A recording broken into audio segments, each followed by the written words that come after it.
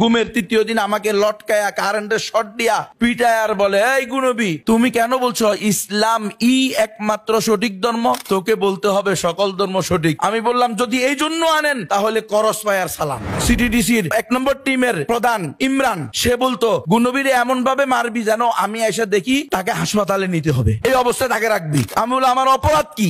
তোর অপরাধ তুই জানোস না? তোর বাপে কি করে? আমি আমার আব্বা কৃষক। ও তুই কৃষকের বাচ্চা, তুই কৃষকের বাচ্চা এত জোরে জোরে কথা বললি কে? এই কথা আমার বিরেছিস। 10 দিন ঘুম রেখে 11তম দিন রাতের বেলা আমাকে মিরপুর 1 নম্বর কাঁধে একটা এই ব্যাগ ঝুলিয়ে দেওয়া হয়। এই ব্যাগের ভিতরে বিভিন্ন লিফলেট, হ্যান্ডবেল, বই যা আমি কোনোদিন দেখি নাই, এমনকি এমন ব্যাগ আমি কোনোদিন ব্যবহার করি নাই। এই ব্যাগ আমাকে ঝুলাইয়ে দেওয়া হয়েছে। সেখানে নিয়ে আসার পর আমাকে বলে খবরদার কোনো কথা বলতে পারবেন না, সাংবাদিকেরা আসবে, চুপ থাকবেন।